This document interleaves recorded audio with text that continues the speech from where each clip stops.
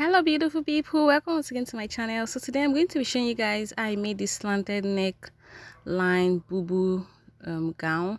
So it's a straightforward tutorial, so please stay tuned and watch to the end of this tutorial. Please like and subscribe to my channel, and God bless you as you do that. Please like this video and share to your friends. God bless you. So let's get straight to this tutorial. So the things you'll be needing is you need 3 yards of Korea Duchess. You can use other qualities. Just that this Korea Duchess is strong, silky, and nice quality, so that's why I bought this. So if you don't want this, you can just buy the regular one. This one is 1,800 per yard, then the normal one is 1,500 or 1,200, so it just depends on what you want. Or you can use Mikado silk, which is also good for this type of Bubu style, because you need something that is free. So first thing first, you're going to fold your fabric into 4, as you can see me doing. Just fold your fabric like so. It's not too visible, but I'm sure you get it. So when you fold it by 4, you place it on your table like so, as you can see me doing. The longer part will be the sleeve area, then this vertical side will be the length area. So I'm just going to take the horizontal side and mark my neck width. So I'll be using 3.5 or 4 inches because I want it very wide to fit the climb. Then the remaining part of it will be the sleeve length, which is 19 inches, sorry, 22 inches. So from that down part, I'll go down by 1 inches and connect it to my neckline, as you can see me doing in the video. So I went downward by 1 inches, and I'm just going to connect using my ruler to the neck area like so. So this is the shoulder slant. I went down by 1 inches, so I'm just going to connect to the neck area. So sorry it's not too visible because the material is not too it's a light material, so that's why the chalk is not showing, and I can't use like a paper pattern to do this because it needs to be very wide. So I'm just repeating what I did. I went inwards from my neck point by 3.5 inches, and I connected this straight to the 1 inches downward that I came out from. So I'm just going to connect like so.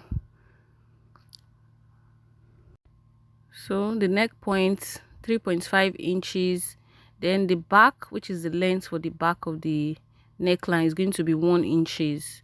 So I use 1 inch. So for the front, I'm not going to cut the front yet. After cutting the back, then I'll cut the front. Towards the end of this video, you see how I cut the front. So I'm just going to mark it like so. It's going to be like a slanted V shape, not really a deep V, so like a slanted V. So for the sleeve opening, I'm going to come down by 15 inches, but later on I change it to 16 inches. So at that point, I'm just going to mark my chest point where I came down by 16 inches. That point will be where I'll take my chest measurement. So the chest I'm using is 37. So 37 divided by 4, I'm going to add 8 more inches to it because I want it to be very big and free. There won't be like a slit, so the clients can move properly. So I'm just going to mark my 37 divided by 4. Then I added 8 extra inches to it. It should be for the allowance, the sewing and everything. I want it to be very big, to be a free Bubu. So from the shoulder to the hip is 24. So that's where I'm going to mark my hip measurements. I'm just going to mark 24 like so. Then take my round hip measurements. I'll be using this measuring tape to divide my hip. My hip is 42. So 42 divided by 4, that's 11. So I'm going to still add 8 extra inches to it like so. So I added more allowance to it so it will be free for the client. So from that opening, I'm just going to connect the sleeve opening and connect it to the hip area, as you can see me doing in the video. So if you don't want to connect it like so, you can just from the sleeve area measure it straight down. So it depends on the shape you want to give. So this is the length area, which is the full length. So I'm just going to take that exact hip measurement that I did. I'm just going to mark like so and connect. So this is what we have. So I'm just going to use my free hand and connect, then cut this out. First of all, I'm going to cut the neck area I'm not going to cut the back. After cutting the front and the back, sorry, after cutting the back, then I'll cut the front. I just want to divide it first, so I'm just going to rush these parts. So I'm done cutting it. So this is the back. First of all, I want to cut the yoke for it, because you need to cover the rough side of the neck area. So I'm just going to use a yoke to cover this out. So this is the yoke I'm going to cut. First of all, I need to just trim this out first and make it equal. So to cut the yoke for the back, I'm just going to mark it like so, then use my scissors to cut it out so I can get exact lines. I'm just going to mark it like so and cut. So I'm done cutting the back. Now it's for us to face the front. So the front is going to be like a slanted V.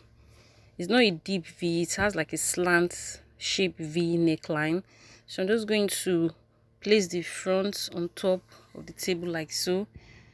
Then from this point, from where you can see me placing my tape, which is the neck point, I'll go down by 8 inches. You can go as wide as 9 inches. That's if you want it to be very deep neck. Then the shape of the neck, that's the slanted shape, it depends on how wide or how shapy you want it to be. If you make it too straight, it's going to be a bit tight for the clients. So it just depends on the shape you want. So from this point, the other side of the neck point, you're just going to slant it like so. If you make it this straight, it might be too small for the clients, or it might not fit. So just give it like a small slighted curve. Don't make it straight. You can make it straight though, but it might not enter or it might not fit the client's head. So it just depends. So I came down by 8 inches, or you can use 9 inches.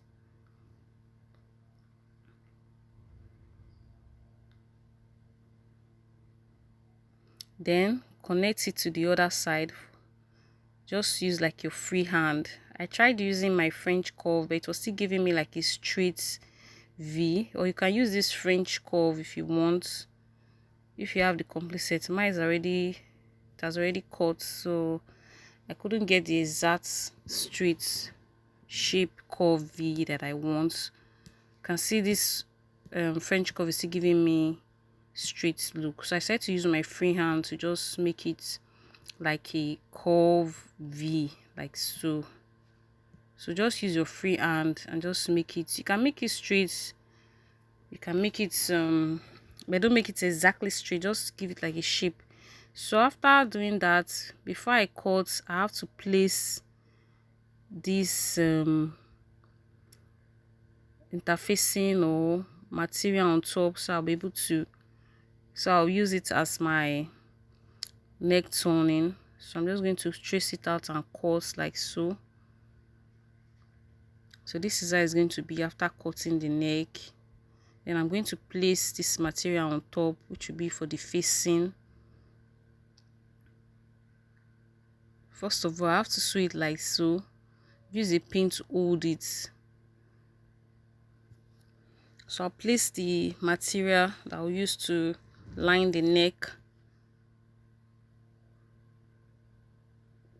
So after sewing, this is how it's going to look. I first of all sewed it on top before cutting it, so I can get a perfect result.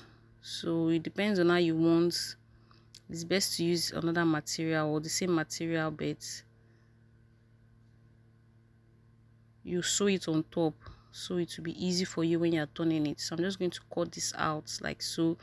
You can leave 2 inches allowance on the sides, then use hemming gum to gum it to the dress. So after doing it, after sewing the material on top like so, then I'm just going to cut this out. So sorry this part wasn't too clear. I didn't know that it wasn't showing, but what I did here was just to cut out the material. So I'm just going to trace it out and cut. Follow the exact neckline, but I left 1/4 of an inch so I can use it to notch. So I'm just going to notch all this neck area so it will be easy for me when I'm turning it inside out. So I'm just going to cut it like so. And cut. Then after cutting, I'm going to flip it to the back side. So you can see I'm just going to flip it back to the back side and give it a very neat and nice press. This part, you need to be very patient when you're doing this part. Make sure you notch all the areas round, then give it a very good press. You need a steam iron to do this, or you use water and normal iron to do this. So after giving it a very nice press, you can see how it's looking. So I'm going to be using hemming gum to like place the back, then I'll weave it. So this is the back neck, this is the back yoke. So I'm going to be placing hard stay, soft stay, sorry, on top, so it to have like a strong texture. So I'm just going to iron my hard stay on top like so, and then I'll cut out the excess. So this is the yoke for the back I'm going to use to turn the neck for the back, so you can have like a neat neckline.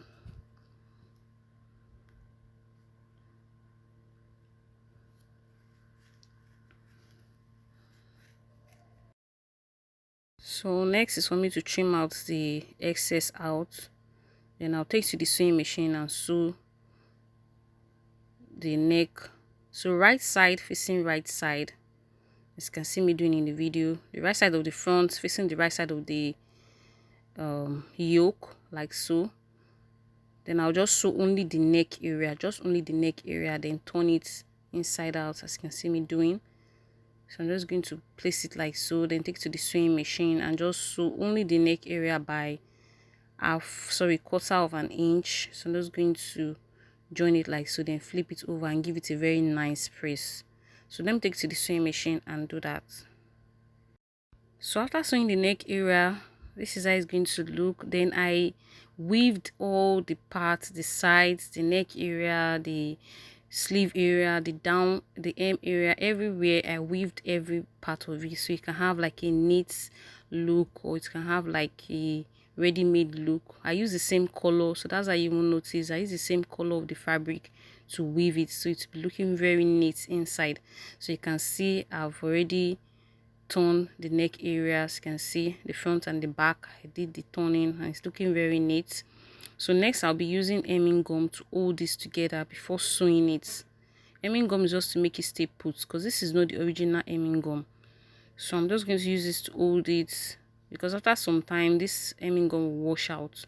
So if you're using this type of hemming gum, after using it, make sure you stitch on it again. If not, it's going to worn out.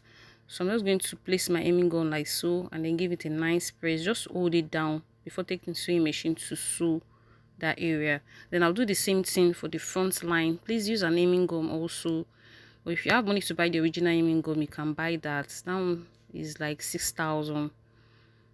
So I'm just going to use my hemming gum to hold all the sides of the neck. This is the front part. I'm done with the back. So I'm just going to use my hemming gum to hold it still before taking it to the sewing machine to sew. Remember, also I've weaved this neck area, so it will be looking neat. If you don't weave it, to be looking dirty or to be looking rough. So make sure you weave this neck area before using your hemming gum to hold it. So after doing that, you can see how neat it's looking. I'm just going to iron it again just to give it that nice look. So I'm just going to press. So next is for me to join the shoulder to shoulder together, the shoulder to shoulder of the back and the shoulder to shoulder of the front. I'm just going to hold it like so, then take to the sewing machine and join half an inch on the right side, and I'll do the same thing on the left side. Then after doing that, I'm going to hold it, the sleeve area, the down area, by fold by 1 inches before taking it to the sewing machine to sew. So after doing that, you can see how it's looking. So next is for us to add our appliques to it. So I place it on the mannequin like so.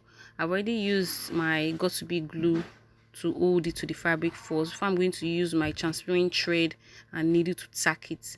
If you use only the gum, over time the applique will remove. So it's best after using your applique, after using your hemming gum, please tack it so it will still put. So I'm just going to tack it like so. Take my time to do this. Here you have to be patient. Depends on the applique you are working with. This applique has stones, so I'm just going to take my time to do it gradually. So I'm just going to be holding it like so.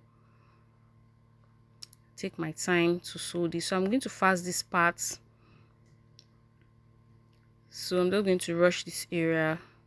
Take your time and stitch every corner of it to the fabric so it will hold very firm. So after doing this, this is the end of this video, guys. Thank you so much for watching, and please like and subscribe to my channel, and God bless you as you do that. So guys, see you in the next video. Bye.